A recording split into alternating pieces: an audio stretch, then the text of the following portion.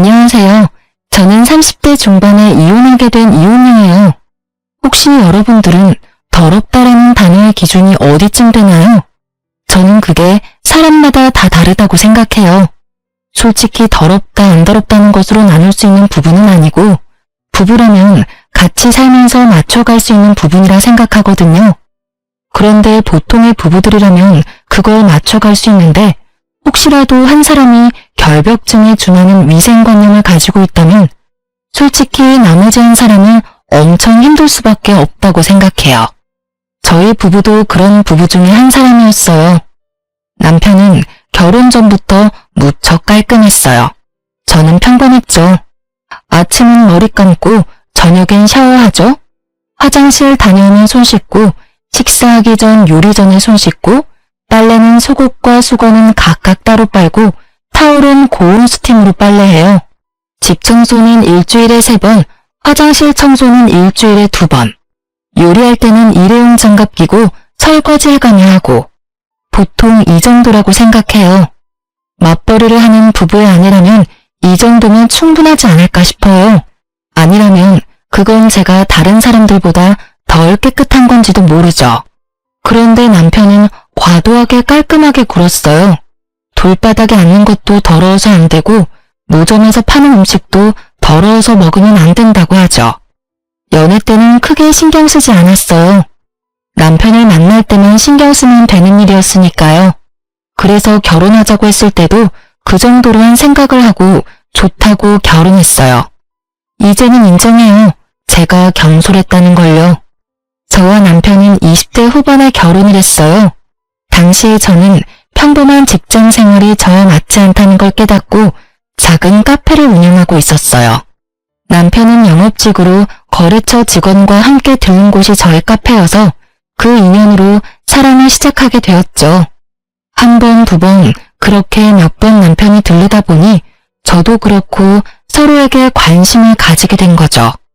만난 지 몇 개월 만에 저희는 서로의 가치관이 잘 맞는다고 생각했고 결혼을 생각하게 될 정도가 됐죠. 남편도 저도 그다지 다른 부분에서는 문제될 일들이 없다고 단정지어 생각했던 건지도 몰라요. 그런데 결혼하고 나서야 알게 된 거죠. 남편의 깔끔이 생각보다 더 심각하다는 걸요. 남편만큼은 아니지만 시모도 깔끔함의 수준이 남다르더라고요. 결혼 초기에는 그런 시댁의 가풍과 남편의 생각을 존중해서 열심히 맞춰주려고 노력했어요. 그렇게 잘 맞춰가고 있다고 생각하고 있었는데 그게 아니었다는 걸 알게 된 사건이 발생했어요. 결혼한 지 3년쯤 됐을 때요. 그때가 김장철이었기에 시댁에서 김장을 하고 있었죠. 남편은 김장이 다 될 무렵 김치와 수육을 먹으러 왔고요. 시모는 제게 시부가 먹을 막걸리를 한두 병 사오라며 저를 심부름 보냈어요. 그렇게 나가는 길에 아파트 입구에서 남편을 만났고 남편을 울려보낸 뒤 마트에 가던 저는 카드를 쓰고 지갑이 아닌 가방에 넣어뒀던 게 생각났어요. 그래서 가는 도중에 돌아와 시댁으로 향했어요. 돈 없이 막걸리를 사러 갈 수는 없으니까요. 시댁 현관은 김장으로 인해서 문이 살짝 열려 있었는데 큰 소리를 내기 좀 그러니 소리 죽여 들어가려고 했어요. 그런데 안쪽 방에서 남편 목소리가 나오더라고요. 진짜 짜증나 죽겠어. 우리 와이프 얼마나 더러운지 모르지? 여기 와서는 그나마 관리하는 거야. 집에서는 살림을 진짜 얼마나 더럽게 하는지. 청소도 매일 안 하고 빨래도 쌓아놓고 해. 진짜 옆에 있으면 막 짜증이 날 때가 한둘이 아니야.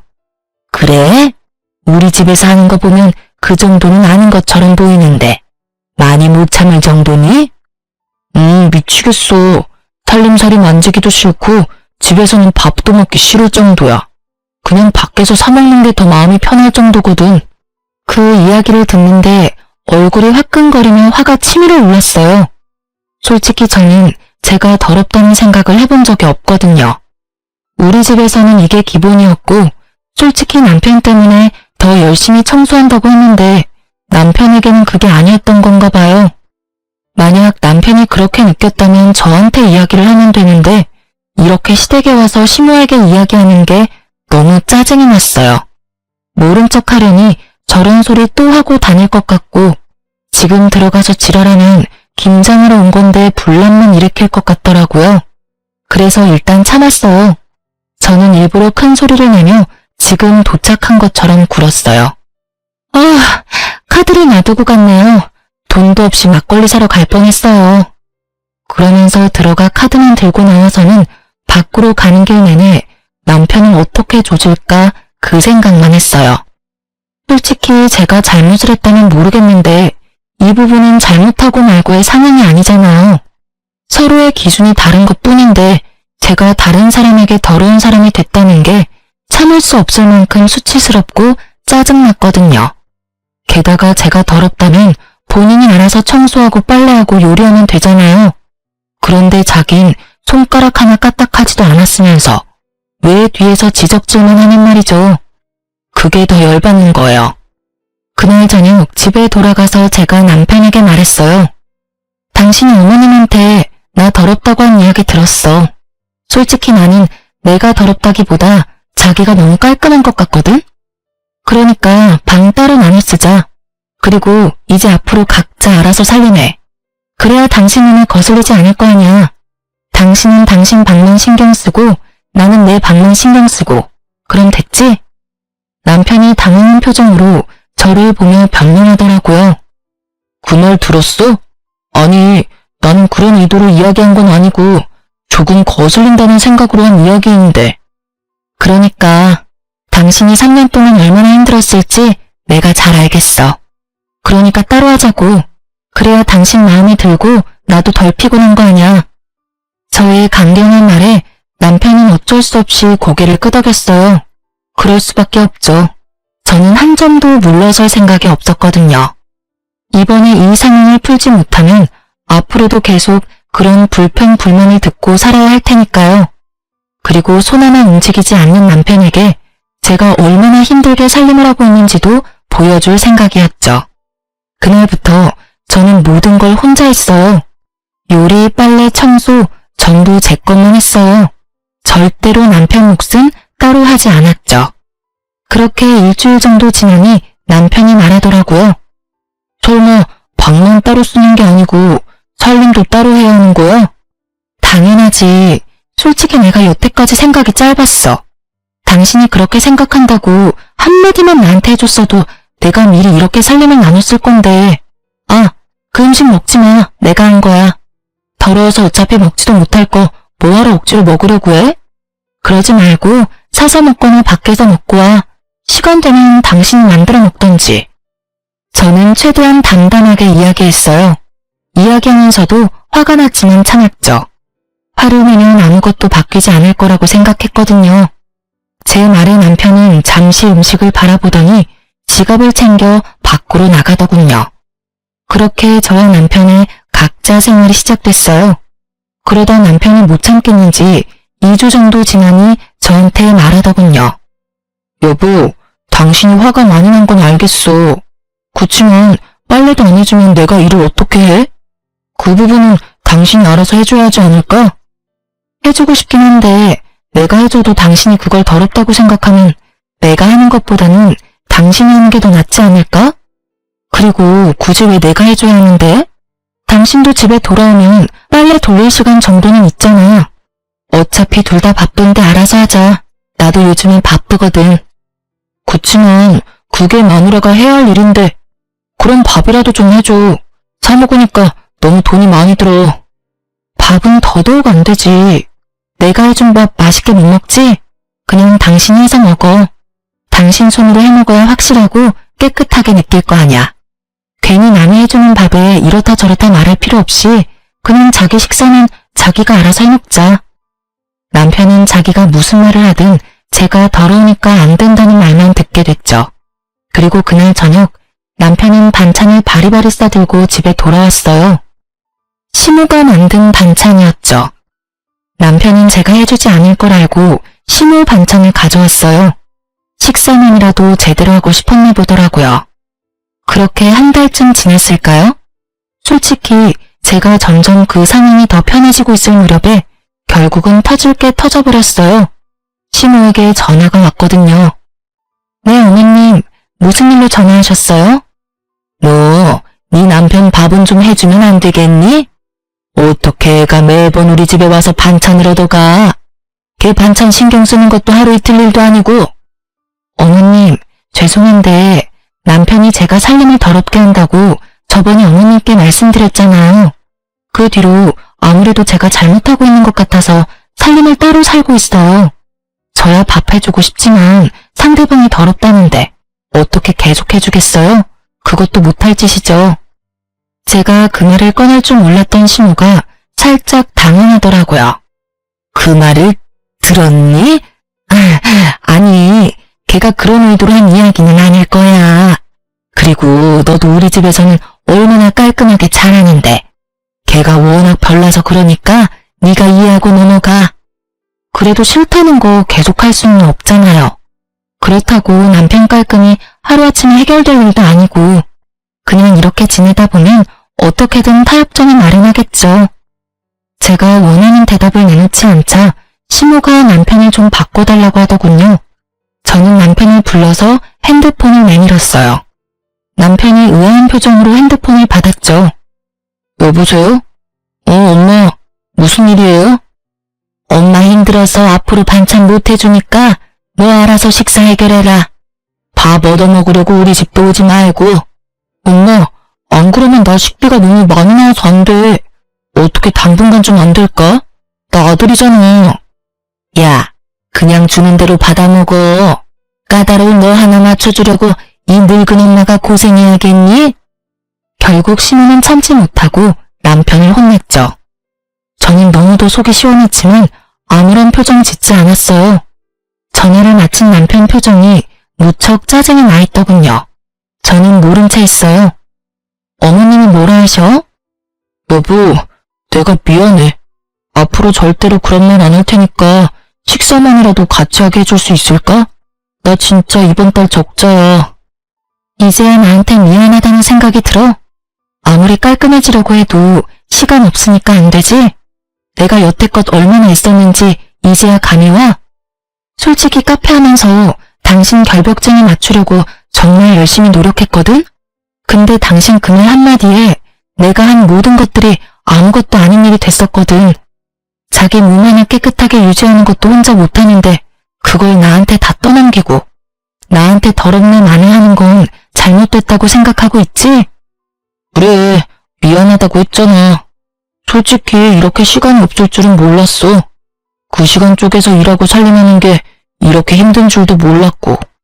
진짜 미안해 여보. 앞으로는 자기 하는 일에 절대로 토달지 않을게. 그리고 나도 많이 도와줄게. 반성했으면 됐어.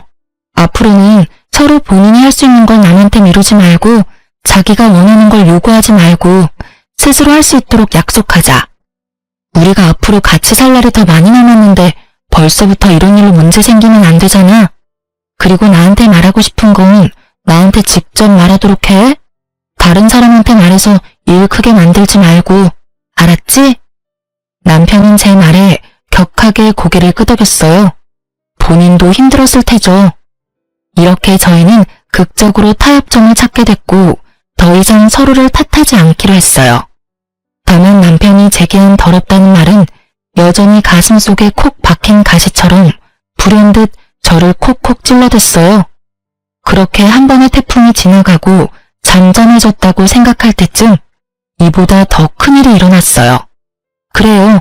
이번에는 참을 수 없는 일이었죠. 평소에 저는 대중교통을 이용해요. 어린 시절에 교통사고를 당한 적이 있어서 차를 사용하는 게 영 꺼림칙한데 그날은 피치 못할 사정으로 차를 써야 해서 남편 차를 잠깐 빌렸거든요. 게다가 그때는 남편이 자주 주말 출장이 있던 터라 어렵게 빌린 거였어요. 그렇게 남편이 차를 타고 가방을 조수석에다 놨는데 어떤 차가 급하게 끼어드는 바람에 급정거를 했고 제 가방이 굴러떨어져서 결국은 안에 내용물이 완전히 다 쏟아져 내렸어요. 결국 저는 한숨을 쉬며 차를 휴게소에 주차하고 조수석 바닥을 정리했죠. 그러다가 우연히 발견했어요. 여성용 바디로션을요. 제가 사용하는 브랜드는 아니었고 남자 차에서 흔히 발견된 물건은 아니잖아요. 그냥 립밤이나 핸드크림 같은 거였으면 직장 동료나 고객을 태웠다고 생각할 수도 있었을 테지만 바디로션이에요. 1박을 할 거라는 생각이 없으면 보통 챙기지 않는 물건이죠. 저는 순간 머리에 찬물을 뒤집어 쓴 것 같은 기분이 들었어요. 그렇지만 이걸 들고 남편을 추궁할 수도 없었죠. 확실하지 않잖아요. 그래서 일단 증거를 잡을 때까지 모른 척하기로 했어요. 그런데 차를 몰고 집에 오는 내내 온갖 생각이 다 들더라고요. 설마 아니겠지. 그럴 리 없을 거야. 그런데 이게 왜 여기 있나? 최근에 주말 출장이 너무 잦았어. 이런 생각들요. 집에 와서도 남편 얼굴을 제대로 못 보겠더라고요. 보고 나면 화가 울컥 날 것 같았거든요. 그러다 남편이 하루는 술에 절어 들어온 날이 있었어요.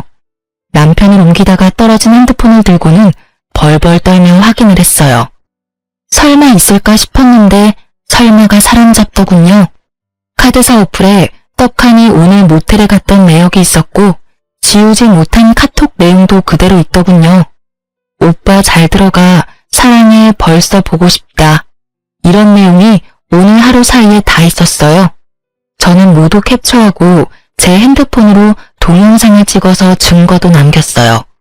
그리고 저는 남편의 SNS를 통해서 그녀의 SNS 주소도 알아냈어요.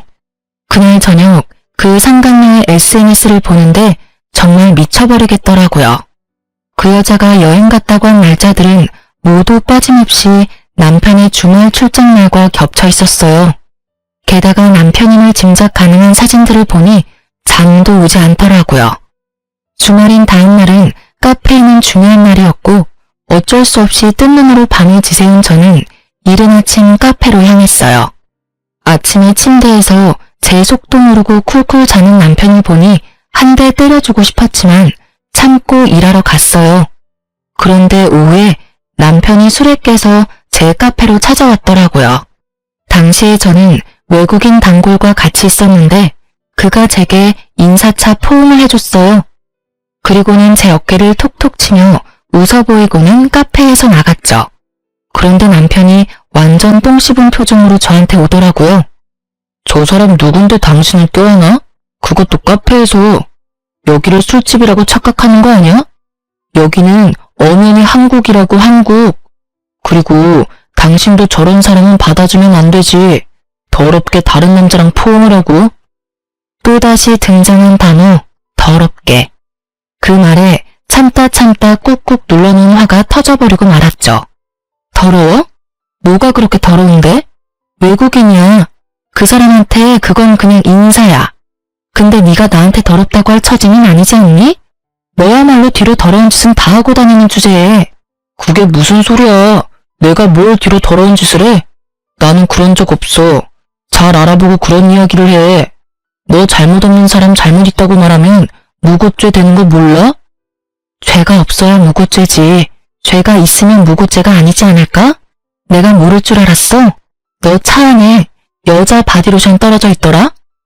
툭 튀어나온 바디로션 이야기에 남편의 눈동자가 갈 곳을 잃었어요. 제게 어떤 말을 할까 싶었는데 첫 마디는 발뺌이었습니다. 직장 동료가 흘리고 간 건지 고객이 떨어뜨리고 간 건지 나도 몰라. 그런 거 가지고 지레 짐작하는 거면 주말마다 출장 가는 거, 그 여자 만나러 가는 거 모를 줄 알았어? 다 알아. 예쁘장하게 생겼더라. 웨이브진 긴 갈색 머리에 손톱은 어찌나 돈을 쳐발랐는지 아주 휘황찬란하던데? SNS에 명품 자랑하는 사진으로 도배한 여자 말이야. 내 말이 틀려? 그래, 나 여자 만나고 다녀. 근데 그렇다고 당신이 나한테 큰 소리 칠 이유는 없지. 당신이야말로 이런 식으로 카페 하면서 여러 사람 만나고 아까도 외국인이랑 끌어안지 않았어? 솔직하게 말해서 그런 것도 다 바람 피우는 거랑 다를 게 없거든? 네가 술집 여자도 아니고 커피나 팔면 되지 왜 포옹을 해? 그냥 손님이기 이전에 단골이고 친구야. 그리고 네가 생각하는 그런 더러운 거? 그 친구랑 사이에는 없어. 근데 네가 그런 말 하니까 정말 웃기다. 다른 년이랑 뒹굴고 집에 들어와서 잠이나 자는 네가 더 더럽다고 생각하는데? 그리고 내가 아무것도 모른다고 생각하나 본데 나 다 알아. 저번에 당신 술 취해서 들어왔을 때 핸드폰 화면에 떡하니 떠있더라. 그 여자랑 주고받은 카톡 내용. 술에 떡이 돼서 지우는 건 잊어버렸니? 너 지금 나더러 더럽다고 했어? 네가 나한테 그런 말 할 자격 있냐고. 솔직히 진짜로 더럽게 사는 게 누군데? 여태까지 살면서 깨끗하게 산다고 느껴본 적 단 한 번도 없었어. 솔직히 내가 하기 힘드니까 당신한테 맡겼을 뿐이지. 집안 살림 하나조차 마음에 들도록 못하는 여자, 나도 사양이야. 사양한다니 다행이네. 우리 이혼해. 나도 지긋지긋해. 새로 사귀는 여자가 얼마나 깨끗하게 굴지는 모르겠지만 당신 그 까다로운 입맛 잘 맞출 수 있었으면 좋겠네. 결국 저희는 제 카페에서 피 터지게 말싸움을 해버렸어요. 참으려고 했는데 참을 수가 없더라고요. 똥 묻은 개가 겨 묻은 개 나무란다고 누가 누구한테 더럽다는 거예요? 다른 여자랑 할 거 다 하고서는 집에 와서 내 옆에서 잠을 잤다는 것 자체가 이미 더러운 일이거늘. 불행인지 다행인지 남편과의 관계는 그 여자가 생긴 뒤로 한 번도 없었어요. 저놈이 감히 저를 탓할 수나 있어요? 그리고 사양이라니 제가 하고 싶은 말을 왜 자기가 하는지. 유책 배우자는 남편이고 모든 원인이 그쪽에 있는데 피해는 오롯이 저 혼자 받고 있었어요. 그렇게 남편과 이혼을 이야기하고 저는 남편 집에서 나올 준비를 착실히 해가고 있었어요. 친정이 워낙 멀어서 지금 당장 나와서는 갈 곳이 없었기 때문에 어쩔 수 없이 꼴도 보기 싫은 남편님과 함께 보내야 했어요. 이틀 뒤에 시모가 전화가 왔더라고요. 흥분한 채로 제게 따지더라고요. 예, 너희 이혼하게 됐다며? 도대체 무슨 일이야? 서로 잘 맞춰 사는 것 같더니 왜 갑자기 이런 일이 생겨? 그 사람이 이유는 말 안 해주던가요? 뭐 다 네 탓이라고만 하더라고. 카페에서 외간 남자 만나고 다니고 자기한테는 신경도 안 써준다고 그러던데. 그런 거면 얘 당분간 일 그만두고 관계를 회복할 생각을 해야지. 이 나쁜 놈은 시모에게도 이혼 사유를 정확하게 말하지 않았더라고요. 어머님, 저희 헤어지는 이유는 그 사람이 다른 여자가 생겨서예요. 저한테는 남자 같은 거 없어요. 단골 외국인이 저한테 인사하려는 거 보고 전화를린 거고요. 근데 남편은 이미 다른 여자랑 몰래 만나고 있는 거 저한테 다 들켰거든요. 그 이야기를 듣던 시모는 잠시 말을 못 잇더니 딱 한마디 하고 전화를 끊더라고요. 아이고, 내가 나설 일이 아니네. 알아서 너희들끼리 잘 알아서 해결해라. 남편이 그렇게 민감하게 굴 때마다 뒷수습했던 건 시모였던지라 이번에는 뒤치다꺼리하고 싶지 않았나 보더라고요. 발을 슬그머니 빼더니 전화를 탁 끊어버리셨죠. 그렇게 시모의 전화통화를 끝내고 평소보다 늦은 퇴근을 해서 집에 돌아왔어요. 그런데 현관에 아주 굽이 높은 하일이 놓여있더군요. 중문을 열고 들어갔더니 거실에 남편과 그 여자가 앉아있더라고요. 그 두 사람을 보는데 가라앉았던 화가 터지는 것 같았어요. 우리가 이혼 소송 중인 건 맞지만 적어도 지가 인간 새끼라면 소송 중에 상간녀를 집안까지 데려오는 건 피해야 하는 거 아닌가요? 그런데 아주 당당하게 둘이 어깨동무하고 소파에 딱 붙어앉아 영화를 한 편 보고 있더라고요. 어머, 오셨네? 어쩌죠? 오늘은 저도 여기서 놀다 갈 건데. 어차피 이 집 우리 그이 집인데 당신이 좀 나가주면 안 될까요? 어차피 불청객이잖아요. 이혼도 곧 할 마당에. 안방마냥 역할에 심취해서는 저한테 비꼬는 말을 하는 상간녀를 보고 있자니 제 안에 잠자고 있던 투쟁 본능이 깨어나는 걸 느낄 수 있었어요. 아직 이혼은 소송 중에 있고 법적으로 아직은 부부예요. 서로 신뢰는 애정이 깨졌다고는 해도 법적 부부 사이니 한 집에 살아야 하죠. 그리고 그 어디에도 소송 중에 상간녀를 집에 데려올 수 있다는 법 같은 건 없어요. 그이 집? 재산 분할이 되기 전까지는 여기는 제 집이기도 해요. 객이면 객답게 찌그러져 있으세요. 시덥지 않게 많이 맹세 그만하시고요. 말씀이 좀 과하시네요. 하긴 남편 빼앗긴 유부녀가 얼마나 히스테릭한지 안 봐도 뻔하죠. 다른 여자한테 남편 뺏긴다는 경험이 그렇게 흔한 경험은 아니잖아요. 저는 잘 모르겠는데요. 마누라 있는 남자 꼬셔서 남의 가정 파탄내는 상간녀가 무슨 생각을 하는지. 제가 당한 일이 그리 흔한 경험은 아닌데 그쪽은 남자 뺏긴 여자 심정을 잘 아는 걸 보니 많이 뺏어보셨나 봐요? 제 버릇 걔 못 준다고 남의 것 뺏는 여자는 평생 남의 것 뺏고 살잖아요. 이번이 처음이라고 말할 수는 없겠죠. 아니, 이 아줌마가 보자 하니까 처음이고 아니고 당신이 뭔 상관이에요? 그리고 남자 뺏긴 쪽이 나쁜 거지. 그러게 관리를 잘하지 그랬어요? 아무리 남자 뺏긴 게 분해도 그렇지 어떻게 다른 사람한테 그런 모욕적인 말을 할 수 있어요? 남자 뺏겨서 분하다뇨? 앞으로는 깔끔 떠는 척 오만상하더니 뒤로는 와이프 몰래 여자 만나서 할 거 다 하고 다니는 더러운 새끼는 제 쪽에서 사양해요. 둘이 짝짝꿍이 잘 맞는 것 같으니 잘 사세요. 내 눈에 안 띄이는 곳에서 상간소송 위자료나 갚으면서요. 결국 저와 말다툼이 끝나지 않자 남편님은 그 상간녀를 데리고 밖으로 나가버리더군요. 남편이 나가고 나서야 꼿꼿하게 서 있던 제 몸은 무너졌어요. 저 나쁜 놈이 벌써 집에 상간녀를 당당하게 들일지 상상조차 못하고 있었거든요. 그 뻔뻔함과 똥배짱에 저는 여러모로 타격이 컸어요. 그래서 그날 저녁 부랴부랴 짐부터 챙겼어요. 그러고는 제 카페로 갔어요. 카페에는 다행히 휴식을 취할 수 있는 작은 쪽방이 있었거든요. 그곳에서 잠을 자며 저는 상간녀의 SNS를 살폈어요. 그런데 몇 장의 사진에서 이상한 걸 발견했어요. 그 여자는 주로 남자랑 같이 있는 사진을 꼭 얼굴만 보이지 않게 찍어서 올리거든요. 몇 장의 사진을 찍힌 남자가 제 남편이 아닌 것 같더라고요. 그래서 의아하게 생각하고 있었죠. 특히 한 장은 너무 이상했어요. 식사 자리였는데 해산물이 가득한 식탁이었거든요. 그런데 남편은 해산물, 즉 갑각류 알레르기가 있었거든요. 절대 먹지 않을 음식을 앞에 두고 사진을 찍었다니 이상한 일이잖아요. 그래서 저는 남편이 아닌 것 같은 사진을 캡처해서 남편에게 슬쩍 보냈어요. 그러고는 언제부터 갑각류를 먹게 됐냐, 여태까지 나 속인 거냐 하고 문자를 보냈죠. 그랬는데 답이 없더라고요. 그리고 며칠이 지났을까 소송 중 남편 쪽에서는 난리가 난 모양이더라고요. 신호가 연락이 왔어요. 예, 내가 이런 말할 자격은 없지만 너희 이혼 다시 한번 생각해보지 않겠니? 갑자기 그게 무슨 소리세요? 저희 이미 이혼하기로 이미 다 합의됐어요. 남편도 이미 동의한 내용이고요. 상간녀랑 집에 같이 들어와 있던 바람에 저는 집에서도 쫓겨난 상황이에요. 네가 화가 얼마나 많이 났는지는 나도 이해해. 그렇지만 우리 아들도 피해자야. 그건 너도 좀 알아줬으면 좋겠구나. 신우가 도대체 뭔 소리 하나 싶었는데 이야기를 들어보니 참 남편놈 팔자도 험하다 싶더라고요.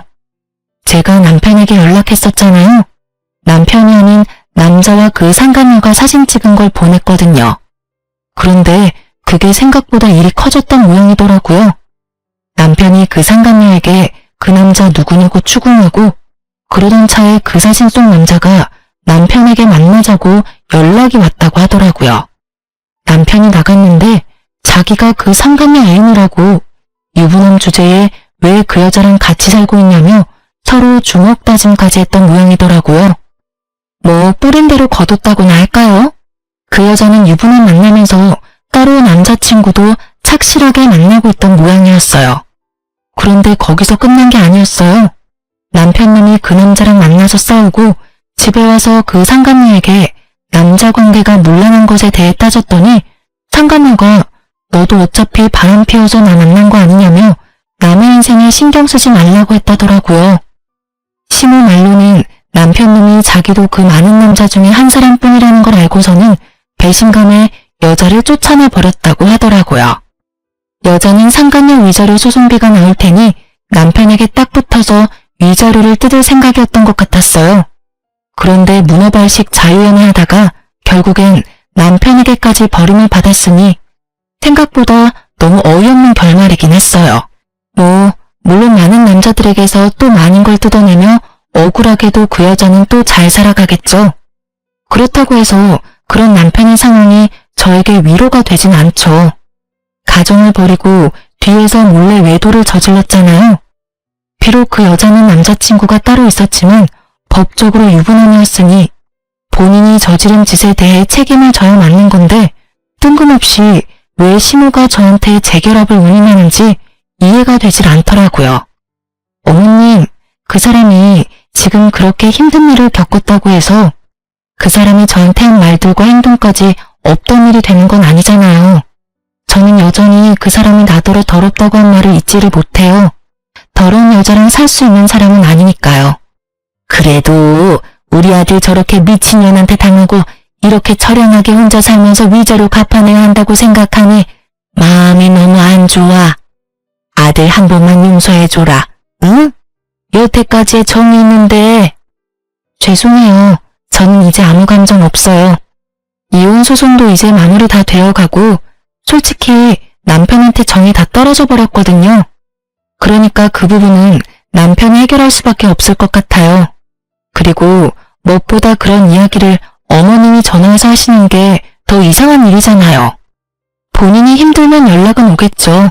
뭐 받아들일 생각은 없지만.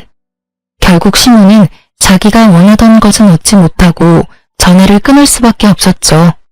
그런데 시모의 이야기를 들으며 어찌나 속이 시원한지. 5년 넘게 이어온 결혼 생활의 마침표를 찍는 건 생각보다 간단한 일이더라고요. 저희 사이에는 애도 없었으니 친권이나 양육권 생각할 것도 없었고 재산 분할이나 이런 것도 크게 제 생각과 다르지 않을 정도로는 받았어요. 그렇게 정식으로 이혼이 돼서 남남이 된 그 이튿날 전 남편에게 연락이 왔어요. 연락을 받지 않으려고 했는데 전 남편이 문자며 카톡을 엄청나게 남겼더라고요.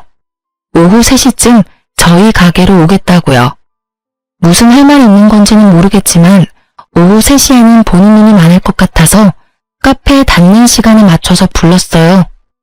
이혼 소송하며 거의 4개월을 따로 살아서 그런지 오랜만에 보는 전 남편의 얼굴은 뭔가 짠하면서도 보는 순간 짜증이 나더라고요. 다 해결이 됐는데도 짜증이 나는 걸 보니 제가 이 사람에게 받은 상처가 꽤 크구나 싶었죠.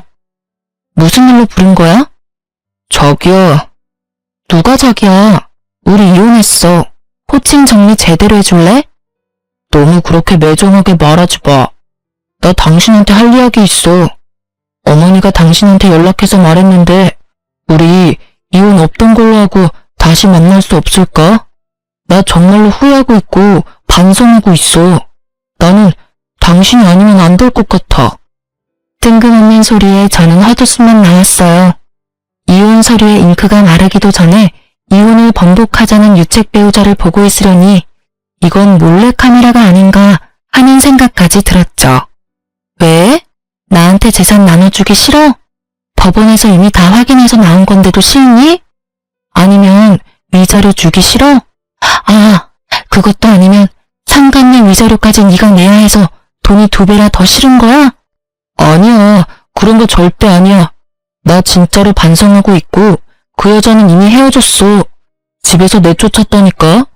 진짜로 제대로 반성하고 있다고. 물론 이혼하기 전에 헤어졌다면 이렇게 힘들지는 않았겠지만. 저는 시모에게 사정을 대충 들어서 상간녀의 양다리 때문에 헤어졌다고 생각하고 있었어요. 그래서 한껏 비꼬아 주기로 했어요. 상간녀랑 왜 헤어져? 상간녀랑 그렇게 사랑해서 나랑 이혼하고 그 여자 만나려고 한 거 아니었니? 그때 바람 피운 거 알았을 때 당신 나한테 미안하다 한마디도 안 했어. 발뺌하다가 확실해지니까 어쩌라고 하는 식으로 나왔지. 나랑 헤어지고 그 여자랑 만나면 된다는 식으로 말이야. 근데 애지중지하던 여자를 왜 내쫓아? 그냥 살아. 이제 눈치 볼 일도 없잖아. 나도 몰랐지. 그 여자가 그런 여자인지. 같이 살았던 몇 주간 정말 지옥같이 보냈어. 위생관념도 너무 없고 엄청 더럽더라고. 분명히 나랑 만날 때는 그렇지 않았는데 같이 살고 보니까 나랑 안 맞는 부분이 너무 많아서 여태껏 나랑 만났을 때 보여준 건 다 연기였나 봐. 나도 그 여자한테 속아서 당신하고 이혼하고 낚인 거였다고. 이런 내 사정도 좀 이해해줘. 그래? 너 만날 때는 엄청 깔끔 떨었나 보네. 그래도 사랑하잖아. 더러운 건 좀 참아. 나랑 살 때도 더러워서 힘들었는데 내가 봤을 때 당신은 그 어떤 여자랑 살아도 더러워서 못 견딜 거야. 그럼 그냥 혼자 사는 게 낫지. 당신이 얼마나 노력해주고 있는지를 이제 겨우 알았어. 그 여자는 노력할 생각도 없더라고. 사실 당신한테 그 사진 전송받고 그 여자한테 남자들에 대해서 추궁하니까 결혼하면 다 정리하겠다고 했거든. 근데 내가 한마디 하면 내 앞에서 다른 남자한테 연락하고 집 나가서는 하루 내내 연락도 안 되고. 내가 잠깐 뭐에 씌었나 봐. 그런 게 아니고서야 그런 여자한테 왜... 그래서 내가 그만큼 노력한 게 이제야 눈에 보인다고? 이혼을 다 하고 나서 서류까지 정리가 다 됐는데? 너도 참 대단하다. 나 같으면 부끄러워서 찾아오지도 못했을 거야. 근데 넌 깔끔 떠는 만큼 뻔뻔해서 그런지 이혼한 전처 얼굴 보는 게 전혀 불편하지 않은가 봐? 웃지 마. 나 진짜로 너무 힘들어. 그리고 몸도 힘들어. 아니, 정신적으로 너무 힘들어. 그리고 그 여자 때문에 지금 성병 걸렸어. 그 여자가 나한테 옮겼다고. 나야말로 진짜 미치겠어. 그 이야기 듣는데 제 귀를 의심했죠. 저는 그 순간 남편보다 제가 더 걱정됐어요. 혹시라도 그 여자 때문에 저한테도 문제가 생길 수가 있잖아요. 다행히 서로 사이가 나빴을 때라 저한테까지 그 병이 옮지는 않았더라고요. 야, 넌 어떻게 그런 여자를 만나? 그 여자 남자도 많았다면서. 그러면 알아서 걸렀어야지. 넌 지금 네 몸은 물론이고 나한테까지 병든 옮길 뻔했어. 알아? 그러니까 하는 말이잖아. 나 정말로 너무 힘들어. 왜 내가 이런 병 때문에 병원을 다녀야 해? 병원 갈 때마다 쪽팔리고 완전 더러운 새끼 된 것 같아서 기분 더러워.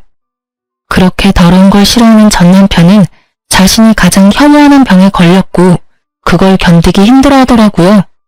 아니 누가 그런 짓을 하래요? 네가 스스로 네 몸을 힘들게 한 걸 왜 나한테 와서 하소연이야?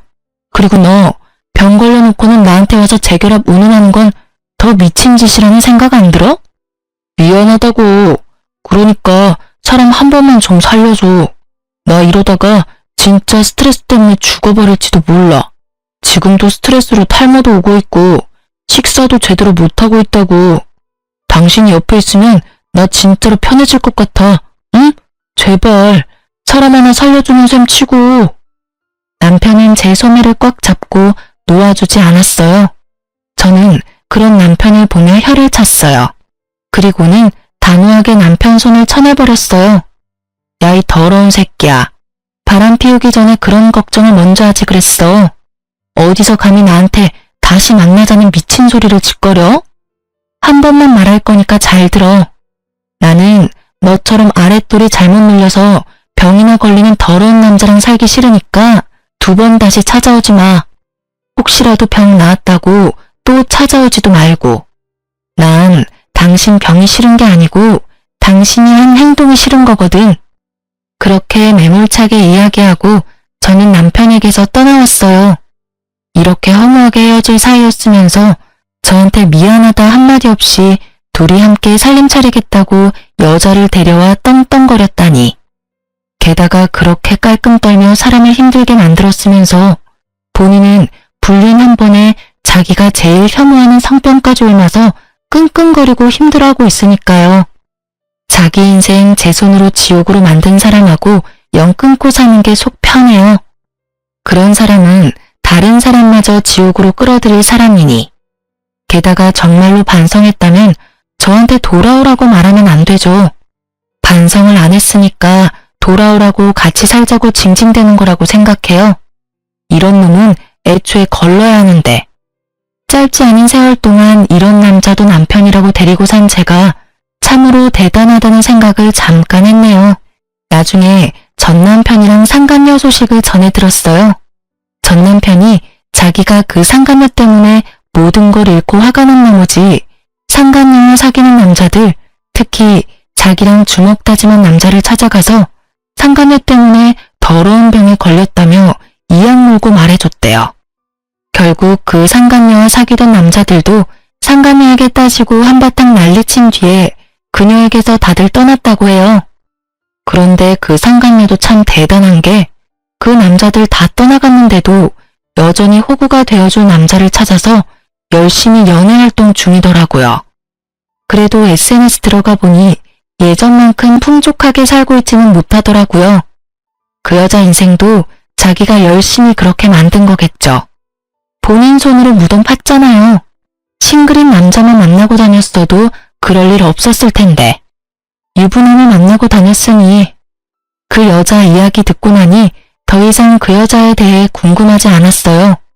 못 살고 있는 거 확인하니 마음이 편해졌거든요. 이혼했을 때는 제 인생이 힘들어질 수 있다고 정말로 그렇게 생각했어요. 이혼녀 타이틀을 달고 있으면 누군가에게 비난받을 수도 있다는 생각도 했죠. 이혼했다는 소식을 들으면 사람들은 누가 잘못했나부터 생각하잖아요. 그럴 때 가해자가 되기도 싫었지만 그렇다고 피해자가 되는 것도 싫었어요. 자존심 상하는 것도 그렇지만 모르는 사람이 동정심 가득한 눈으로 보는 것도 싫었고요. 하지만 지금은 그런 동정심이 실은 동정심이 아니라 걱정이라는 걸 잘 알아요. 혼자 있는 제가 걱정된 친구들은 지금도 주변 사람들 만나보라고 소개팅 시켜주곤 하거든요. 이 나이에 결혼 한 번 실패를 한 제가 그런 거 하지 않겠다고 할 때마다 친구들은 너 아직 인생의 반밖에 살지 않았다고 너도 행복해질 자격이 있다고 말해줬어요. 행복해질 자격. 누구나 가지고 있지만 저한테는 이제 없는 거라고 생각했거든요. 누가 나를 사랑해 주겠냐는 식으로 비관적인 생각만 했는데 주변에서 그렇게 말해주니 정말 고맙더라고요. 그리고 그런 친구들의 걱정과 도움으로 저는 새로운 연애를 시작하게 됐어요. 처음이 아니라서 더 조심스럽고 더 신중해지는 건 어쩔 수 없는 것 같아요. 상대방도 이혼남이라 더 그런 것 같고요. 첫 연애 때는 많은 걸 숨기고 잘 보이고 싶은 마음에 좋은 면만 보여줬는데 이번에는 그러지 않아요. 있는 그대로를 보여주고 상대방과 내가 서로의 본 모습을 어느 정도까지 받아들일 수 있는지를 보게 됐어요. 여전히 무섭지만 새로운 도전을 두려워하지는 않기로 했어요. 글을 쓰면서 그때 생각으로 힘들 줄 알았는데 생각보다 속이 시원하고 재미있었어요. 그 사람이 만약 그 상간녀랑 잘 살고 있었다면 또는 제가 이렇게 소소하게 행복한 시간을 갖지 않았다면 아마 그렇게 생각하지 않았을 테죠.